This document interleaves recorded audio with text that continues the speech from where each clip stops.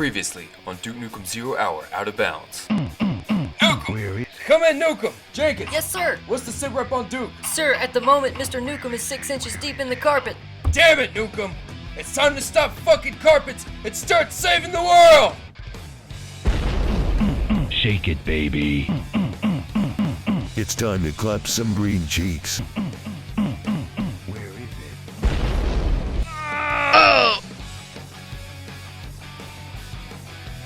I'm going to impregnate your grandmother.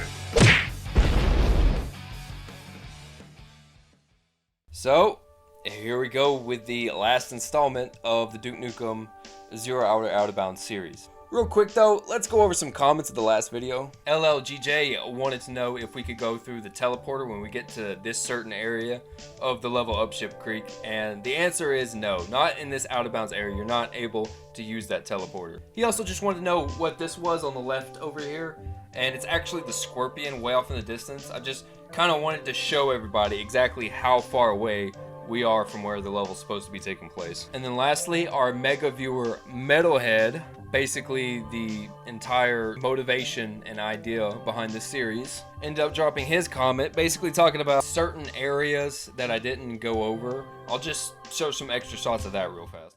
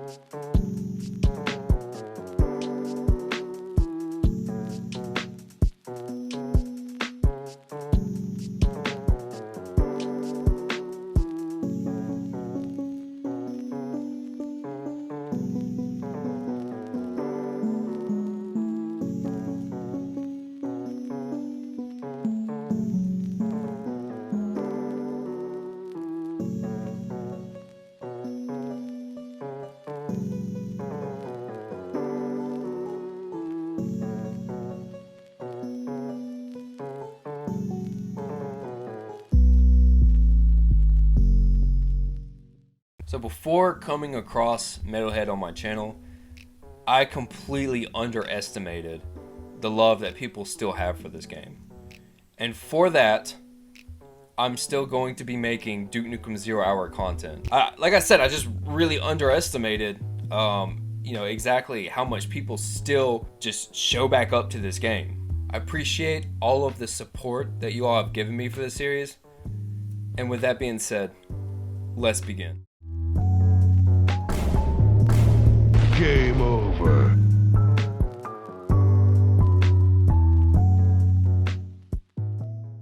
So let's start off in the level Whitechapel Killings, and first, let's take a look at the other side of this fence. At this point in the game, we're supposed to activate this valve that, in return, triggers this event where the wall blows up and floods the place. We can actually go inside a small crevice behind this wall and see what it actually looks like before it blows up.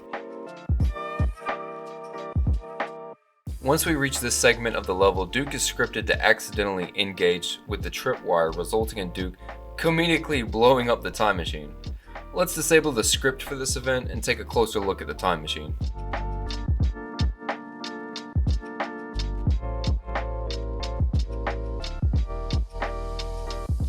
Also, in case you haven't noticed this body lying on the floor, it's actually a duplicate copy of Jack the Ripper. In fact, this model can be seen multiple times during this time period. Lastly, we have this room located just south of the final room before beating the level, and here we can see Duke just chilling here waiting to be cued into the next cutscene.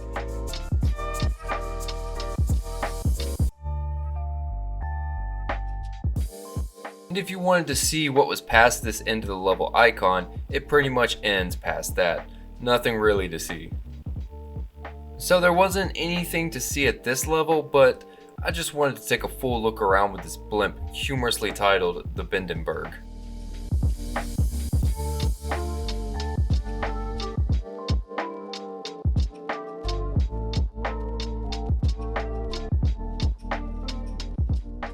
There's a few interesting things to see in Hydrogen Bomb, such as this other duplicate Jack the Ripper model, but just west, right outside the level, is another room that's seemingly empty. The only time it's used is when you're near a window. Just south of that is another room that actually stores the blimp we see during the intro cutscene. Finally, just a little to the east is the final room of the level, just before you end up hopping on this airplane.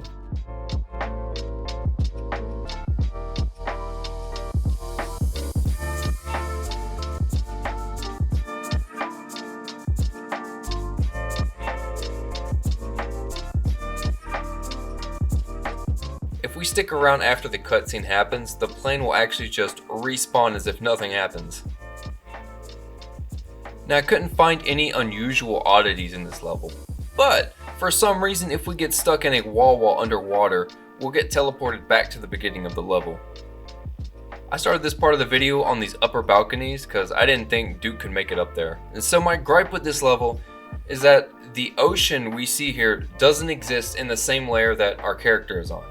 This means no matter how far we travel away from the ship, we will virtually be stuck inside a wall, resulting in weird shit like this happening to Duke. I even spawned Duke under the level just to show you that the water is just part of the skybox.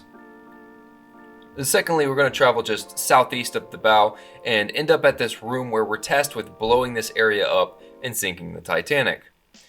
If we peer closely to this hole that's left by the explosion, we can see this outer area where the water comes in at. So let's just pop right out of here and I'll give you a short detail of this little area.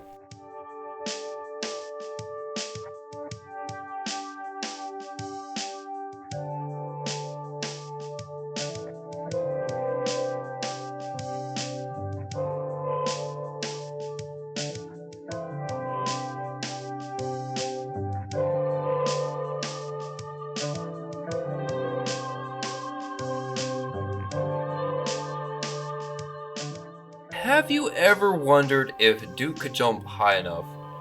Could he actually touch the time portal at the beginning of the level, basically skipping everything? Now, I've tried this with moon jump before and it just never worked for me.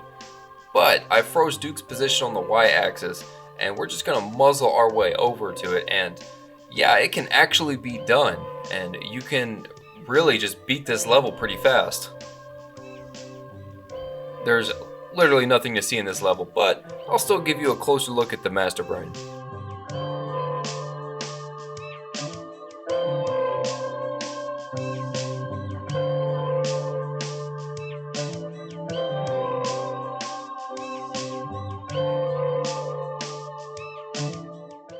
Now we're at the level Brothers Newcomb, where we start off right next to this room with some switches in it.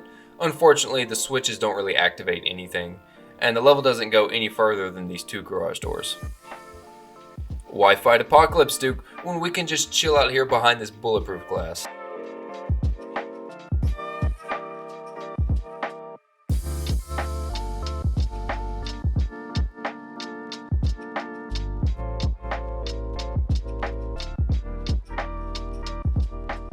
So here's a good one for my viewer Metalhead. A full detour of this lower area that you normally can't reach because Duke will die if he falls all the way down here.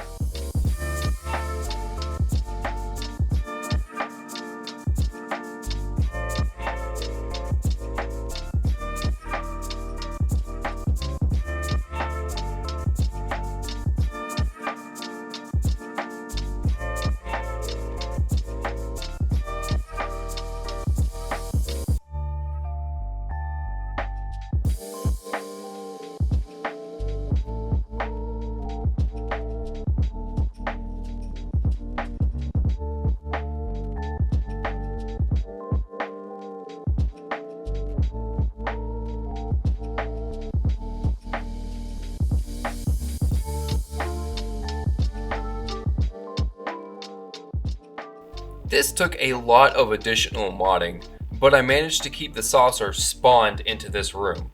Now there's actually a Statue of Liberty in this room too, but the game won't load that in until the mothership is outside of the room.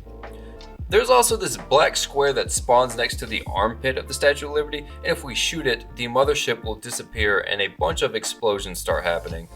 Don't forget that this level ends with the mothership crashing into the Statue of Liberty, so this was probably a censor for that cutscene. But the weird stuff starts happening if we keep shooting this black square with different weapons. At first it was freezing my ammo in place. Then the game started giving me an infinite amount of babe saved points. Then objects outside of this room started spawning in the distance. None of that beats this final occurrence though. When I tried it a second time, the mothership actually turned into fire. It was freaking awesome, and I'm so glad that I was recording when this happened because I don't think I could get the game to do that again with how random this occurrence is. And it's time for the final level itself, 0 Hour.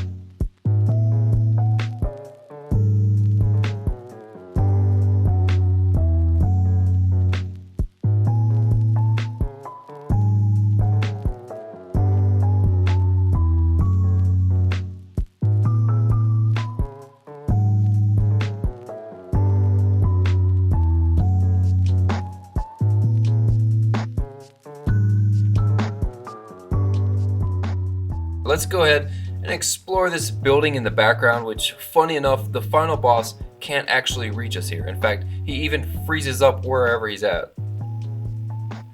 And navigation through the bottom of this level is basically impossible because you can't see anything.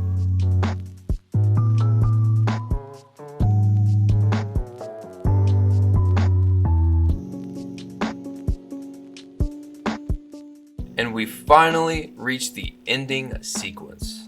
First, we'll take a walk through this dark pit area where we can see these two squares on the ground here, which I'm willing to bet was to mark the locations of the helicopters where the fireworks would start at.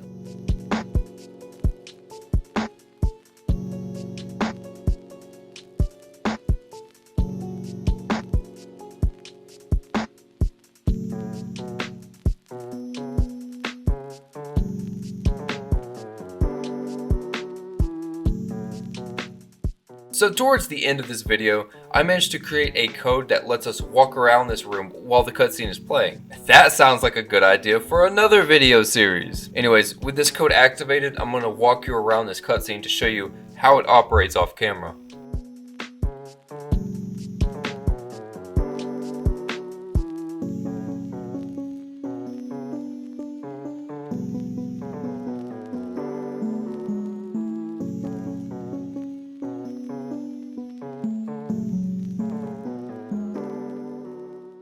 And finally, it's time to watch the fireworks show. When we get up next to these fireworks, it becomes clear that they're the same design as rockets, except different colors, which I think is pretty cool.